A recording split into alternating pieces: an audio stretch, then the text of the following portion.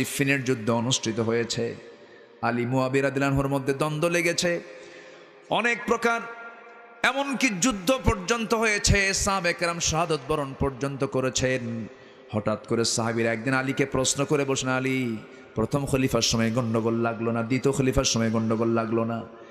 ওসমানের সময় গন্ডগোল লাগলো না?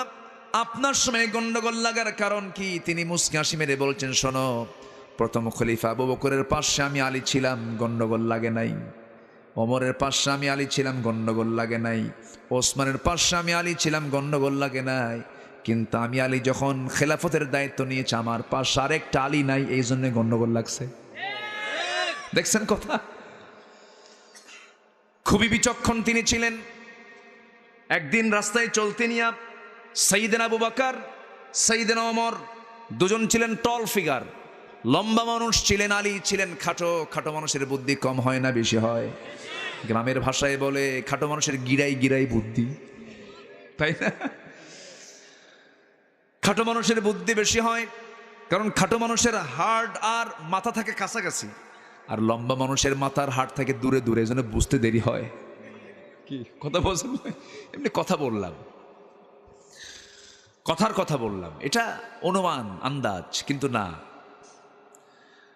সাইয়েদনা আলী মাঝখানে হেঁটে হেঁটে যাচ্ছেন, ওমর ফারুক, আবু বকর সিদ্দিক রাদিয়াল্লাহু আনহু দুই পাশে, তিনজন মিলে একসঙ্গে হেঁটে হেঁটে যাচ্ছেন। এর মধ্যেই সুন্দর করে কবিতার মতো করে ওমর ফারুক বলছেন, আলা বাইনিনা কান্নুনি লানা, আমাদের মাঝে আলী যেন লানা শব্দের নুনের মতো। লানা শব্দের নুনের মতো মানে লামের মাথাটাও লম্বা, আলিফের মাথাটাও লম্বা, মাঝখানে হলো নুন। নুন হলো আলী, নুনের মাথাটা কি হয়? ছোট হয়।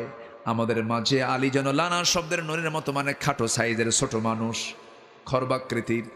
মাঝখান থেকে আলী সঙ্গে সঙ্গে বলে ফেলছেন, ওয়ালাউলা কুনতু লাকুনতু মালা, আমি আলী ছোট, আমি নুনের মাথা, আমি ছোট, মাঝখান থেকে তোমরা যদি নুনটা বাদ দিয়ে দাও, লাকুনতু মালা, তোমরা লা হয়ে যাবে, মানে না, মানে অস্তিত্বই নাই তোদের। সুবহানাল্লাহ। আমি নুন ছোট হতে পারে, কিন্তু আমার দাম আছে।